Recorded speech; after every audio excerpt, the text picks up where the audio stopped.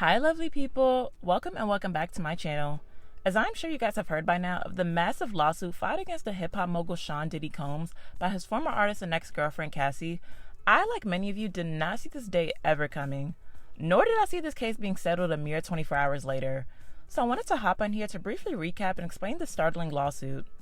I recently discussed and did a deep dive of the Derulo and Emaza Gibson harassment lawsuit and mentioned how it seems like we are on the precipice of a Me Too movement in the music industry. And now, here we are. As a disclaimer, due to the graphic and triggering nature of this lawsuit, I will be omitting and censoring certain words and use code words and abbreviations as I delve into the suit. On November 16th, 2023, it was revealed that the singer Cassandra Ventura, also known as Cassie, filed a SCX trafficking and SA lawsuit against Combs in the U.S. District Court for the Southern District of New York. The singer is also suing Combs' companies Bad Boy Entertainment, Bad Boy Records, Combs Enterprises LLC, as well as Epic Records. Cassie alleged in the suit that she has endured a decade of manipulation, intimidation, coercion, gender-motivated violence, gender discrimination, hostile work environment, and violent behavior and disturbed demands, claiming that Diddy physically abused her by punching, kicking, and stomping her. When speaking to the New York Times about the suit, Cassie said in a statement, quote, "After years in silence and darkness, I'm finally ready to tell my story and to speak up on behalf of myself and for the benefit of other women who face violence and abuse in their relationships," unquote. Now, we won't be able to cover every single detail that was revealed in the 35-page suit, but I will highlight a few pieces that stood out and provide a general overview of the timeline of events of the history between Cassie and Diddy. For those who may be unfamiliar with Cassie, the singer was born and raised in New London, Connecticut, and rose to prominence initially as a print and commercial model as she was signed to the talent agency Wilhelmina Models. In grade school, she took vocal and ballet lessons in her school's performing arts program and later enrolled in the Broadway Dance Center in New York after she graduated high school. Around 2004, 18-year-old Cassie met producer and songwriter Ryan Leslie at a club, and the two paired up to create a demo song titled Kiss Me, which they shopped around to different labels. After playing the track for record executive Tommy Mottola, he offered to sign Cassie to a management deal, and she and Ryan partnered up with Leslie's Next Selection Lifestyle Group music company. Leslie and Cassie soon wrote and produced her very first single, Me and You, in 2005, which peaked at number 3 on the Billboard Hot 100 and performed well in Germany, France, and Ireland. After Diddy heard Me and You in a club, he reached out to Ryan Leslie, and Leslie decided to partner with Diddy's Bad Boy record label to produce and release Cassie's self-debut and only album, which was released in August 2006, debuting at number 4 on the Billboard 200 and selling 100,000 copies in its first week. In a New York Times article released in 2006, they described Cassie and Leslie's partnership as just what we need, a young singer and a young producer who want to be the next Aaliyah and Timbaland, or maybe the next Sierra and Jazzy Faye. No, seriously, it is just what we need. Cassie and her producer Ryan Leslie confected a great debut single, Me and You, which has become a bona fide summer hit. As Cassie's career was just beginning to take off, things soon started to unravel as the suit alleges Diddy's toxic and violent behavior towards the singer over the course of a decade. Throughout the course of their personal and working relationship, the suit alleges that, quote, "Throughout the relationship, Mr. Combs was prone to uncontrollable rage and frequently Ventura savagely. These were witnessed by Mr. Combs' staff and employees of Bad Boy Entertainment and Mr. Combs' related businesses, but no one dares to speak up against their frightening and ferocious boss." Following these episodes of horrific Mr. Combs would immediately attempt to hide Ms. Ventura and the evidence of his violent rage. He often showered her with gifts following incidents of physical violence, a typical pattern of behavior by serial abusers. In addition to the physical assaults, Mr. Combs frequently reminded Ms. Ventura of his ability to cause serious harm, whether by requiring her to carry his weapon in her purse or by blowing up the car of a musician that was romantically interested in Ms. Ventura, unquote. Around 2005 or early 2006, 19-year-old aspiring singer Cassie met 37-year-old music mogul Diddy at a club, who expressed interest in her music. Soon after their meeting, Diddy signed Cassie in February 2006 to a 10-album contract with his Bad Boy label, which, as a side note, I thought this detail was super problematic and suspect, but I guess in the grand scheme of all that was revealed, this is pretty insignificant, but it still shows how labels try to hold captive young and inexperienced artists. As Cassie began her promotional run for her album, Diddy took a closer interest to his new artist by inviting her to perform with him at award shows such as the MTV Europe Music Awards and positioning himself as a father figure, and insisting that Cassie refer to Diddy as Pop Pop after he learned that that was the nickname she used with her grandfather. In 2007, at Cassie's 21st birthday party in Las Vegas, Diddy seemingly invited himself to her party and brought along other musicians and industry executives to her party as a way to impress Cassie, even though he was in a public relationship with the late Kim Porter at the time. At Cassie's birthday after party in a hotel suite, Diddy forcibly kissed Cassie in a bathroom, which resulted in Cassie running out and crying and explaining the incident to only her best friend. A day later at the Video Music Awards, Cassie brought her boyfriend at the time with her, which enraged Diddy as he said the invite was only for Cassie.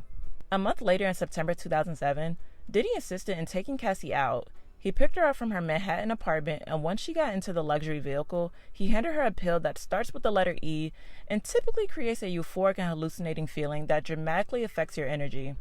This was the very first time Diddy allegedly got Cassie off illicit stimulants. Another situation that same year occurred when apparently Diddy paid a party promoter to create a fake flyer of a party to be hosted by Cassie in Miami, Florida. This quote-unquote work-related event essentially forced Cassie to abandon her then-boyfriend. Even though she was uncomfortable to attend the event, she feared the repercussions from her boss if she declined. During this trip, Cassie noted that she was supplied with copious amounts of illegal substances, which made her the most intoxicated she had ever been. Additionally, after taking the stimulants, she recalls having intercourse with Diddy. As their relationship began to develop over the years, Diddy began to exert his controlling behavior in more blatant ways by purchasing Cassie her cars, designer clothes, and apartments that were in very close proximity to Diddy's homes. His intrusion into Cassie's life extended to her health records, as Diddy arranged for his staff to transport Cassie to her medical appointments and having her personal medical records sent directly to Diddy, such as when she had to get an MRI as a result of memory loss, possibly due to the violence she faced from Diddy and the heavy usage of illicit substances. The complaint said, quote, "In January 2009, after Mr. Combs learned that Ms. Ventura spoke to another music manager at a party in Los Angeles, he became enraged.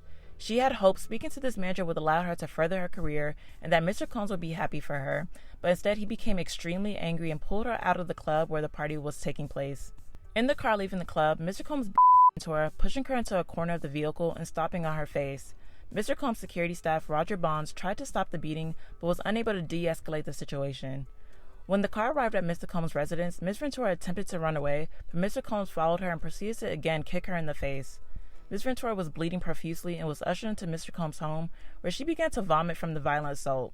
Upon recognizing the damage that he had done and the physical evidence of his abuse, Mr. Combs panicked and forced his staff to bring Ms. Ventura to a hotel suite at the London Hotel in LA, where she was required to stay for a week, unquote. This particular incident was the subject of an online gossip forum, where Cassie's mother learned of the situation, which Cassie dismissed and downplayed to being untrue. Throughout the series of violence inflicted on Cassie, she recognized that she felt powerless and that the people surrounding Diddy were not doing anything to stop the volatile behavior against her, which made Cassie feel trapped, isolated, and terrified to speak out and leave the relationship. By the time Cassie was 22, 40-year-old Diddy allegedly forced Cassie into a fantasy-like voyeuristic weekly intimate activity he called freak-offs, also known as FOs. These activities required Cassie to be intimate with male workers she found online that had specific physical features. They would also wear masquerade masks and take illicit substances before and during the acts, as Diddy watched and recorded Cassie and the other men engage in the act. The FOs would take place in different hotels in various cities like New York, Atlanta, Miami, Los Angeles, as well as abroad. Although Cassie thought certain recordings of the FOs were deleted from her phone, Diddy reminded her that he held his own recordings, which reminded Cassie of her inability to escape his leverage and power over her. In the suit, it says, quote, "Frequently, her anxiety before an FO becomes so great that she would become physically ill, sometimes to the point of vomiting. While kneeling over the toilet, Mr. Combs would shame her to performing for him, eventually forcing her to get up and proceed with the encounter. She knew firsthand that telling Mr. Combs that she did not want to engage in FOs was met with anger and violence.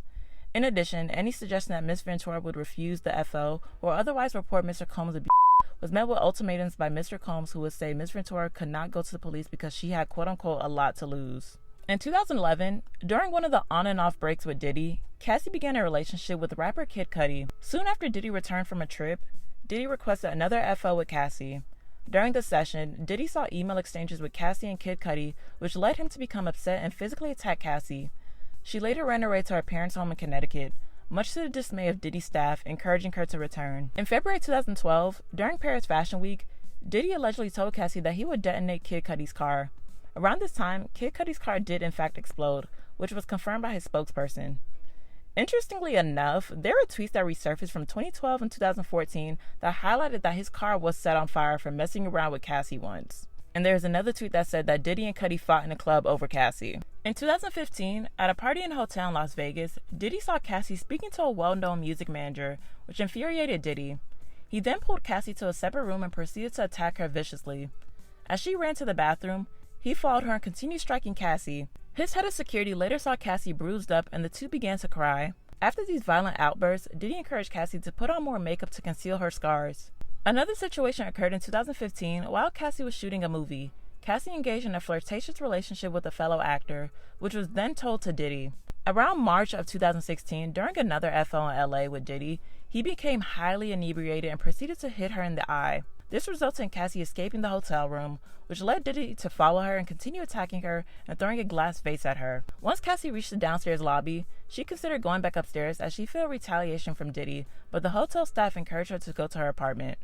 Upon realizing that the hotel had video footage of the attack, it was alleged that he paid the hotel $50,000 to obtain the footage. After Cassie escaped this incident, she claimed in the suit that the then president of Bad Boy Records told her to return to Diddy, otherwise her upcoming single would not be released. Additionally, she received a call from a woman from Sony, as well as Diddy's lawyers with similar ultimatums for her to go back to Diddy. These ongoing instances of the violence and the lack of protection reminded Cassie of the blind loyalty that Diddy's staff had towards him and how challenging it was for her to escape his powerful network. The last and possibly final nail in the coffin for Cassie occurred in September 2018, when she was looking to terminate her relationship with Diddy. They went out to dinner for a final discussion, and they later went back to her home where Diddy forced himself on her intimately, which Cassie did not consent to, after she said no and tried to push him away. In the complaint it states, quote, "As a result of the immense trauma Cassie endured for over a decade with Mr. Combs, she has suffered and continues to suffer from immense emotional distress. Following her escape from the cycle of she endured, she struggled with the physical and mental manifestations of her trauma. The birth of her 2 children, however, allowed her a new lease on life and gave her purpose. She turned to substances to drown out the memories of the violence against her.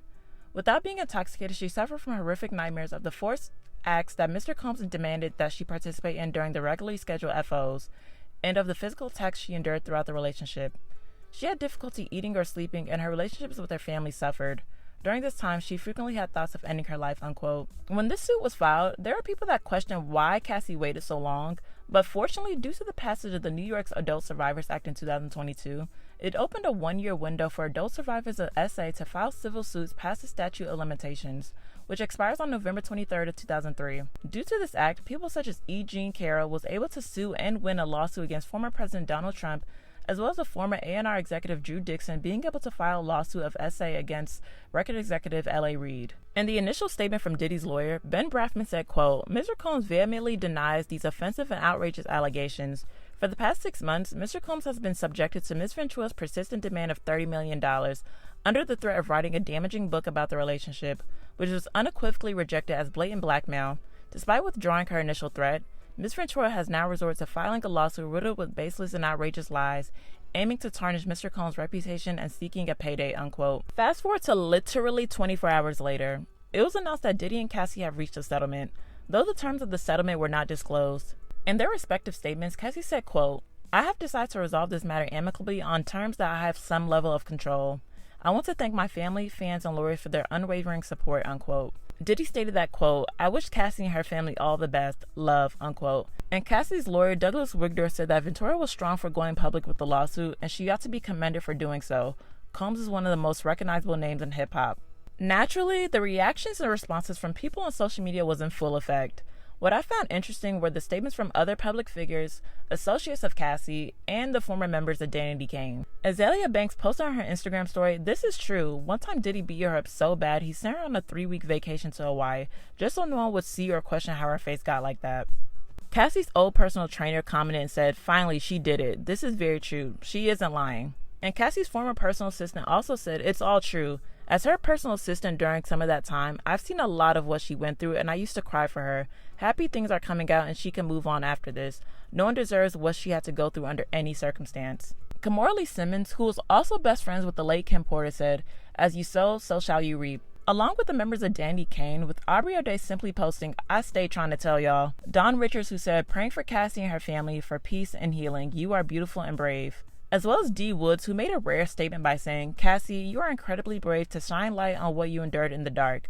I'm sorry you had to go through it alone. I'm praying for your continued strength, and I offer my full support to you." I saw this one tweet that said, "You know what's also crazy about this Diddy situation? He knew this lawsuit was coming, so he gave all of his old artists their publishing rights after all these years and had them sign NDAs to avoid more people coming forward against him once Cassie's lawsuit hit the media. I found this interesting because even though he did such a noble act, it was odd that practically none of his former bad boy roster of artists came out to support him at the VMAs, where he received the Global Icon Award days after this was announced. It is crazy to be such a monumental figure in hip-hop and R&B history and have virtually none of your living artists publicly support you. Following the news of the settlement, there's a tweet that said, "Please note that Cassie filed a civil suit against Diddy, so the result was always going to be a settlement, not jail time. A prosecutor has to file criminal charges. No one else can bring charges against someone and prosecute them, so please stop the gold digger slander." In which someone responded, "And the settlement doesn't mean that prosecutor won't get involved. With the lawsuit using as its foundation, Cassie's legal team left the door wide open for criminal and federal charges to be brought against Diddy. They were strategic. This is what I personally think is the real justice in this situation. Though it is shocking how fast the parties reached a settlement, it shows that Cassie's claims had some merit, to the point that Diddy did not want this case to go to trial. Also, the damage has been done. Diddy's reputation is irreversibly tainted, and fortunately for Cassie, she was able to get her story out in 35 pages, and she does not have to relive the trauma in a trial. And this also gives possible other victims and survivors the courage and opportunity to come forward with their stories and receive the justice they deserve. Like this one user said, this Diddy news can be a watershed moment because the Me Too movement hasn't really hit the hip-hop industry the way it hits others. People have been able to maneuver freely. This might be what opens the doors. A lot of phone calls are probably being made right now. I feel like we are in for a huge reckoning in 2024 with the Me Too movement in the music industry. But we just have to wait to see how everything will unfold. Let me know in the comments what you all think of this entire ordeal. Thank you all for watching. If you enjoyed this video, please be sure to like, comment, subscribe, and turn on your notification bell, and I'll see you next time.